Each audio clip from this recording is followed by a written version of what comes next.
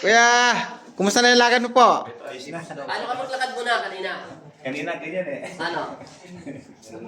Ang tawag niya sa sakit niya, Hindi mo madiretso doon. ang tawag niya sa buto niya sa loob, parang na dislocate yung tuhod niya na wala sa align. Nasama na damage yung hips. Hips. Okay, lakad ka na kuya doon sa dulo. Fishing lang ito mo na eh. Di ba lumuwag na? Oo. Oh. Mahirap ipasok kuya.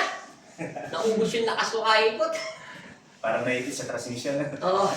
Parang kailangan baklasin mo lahat para mabulot yung cambio. Ang ganda na pala ng lakad mo kuya eh. Kulang pa yan kuya, kulang pa. Kaya gusto ko sa'yo pag mag-aanak ako ng kasal eh. Bakit? Kaya ano pa mag-anak na kasal? Sa March. Malayo pa, makakalakad ka na. Pero kung pinabayaan mo yun, ay hindi ka makakati ng kasal. Kaya na eh. Baka Wheelchair ang labas mo. nakalagay ang ano ko para akong pinupupag.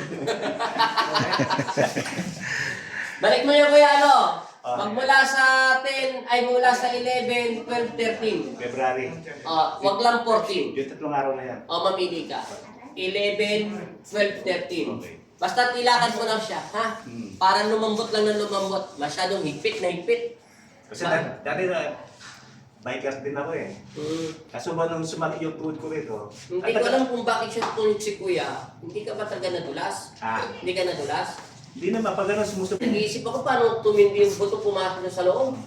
Eh pag minsan nga, pag masakit yung nung namagaya yung tuhod ko. Tapos eh, sabi nga rin ko, ganyan, parang gagayan yung masakit. Oo, kasi hindi niya nararamdaman. Huwag mo nang sanayin yung nilakad ganyan, sabi niya. Ano magagawa ko? Talagang masakit.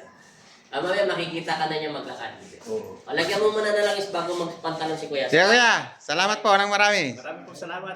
Salamat din po sa pagtitiwala nyo sa alipin na may sus Nazareno. Bye-bye po. Luminawatin ako sa Okay, thank you Lord. taga ko na lang nararamdaman ko. Salamat po Papa Jesus. Ginawa ko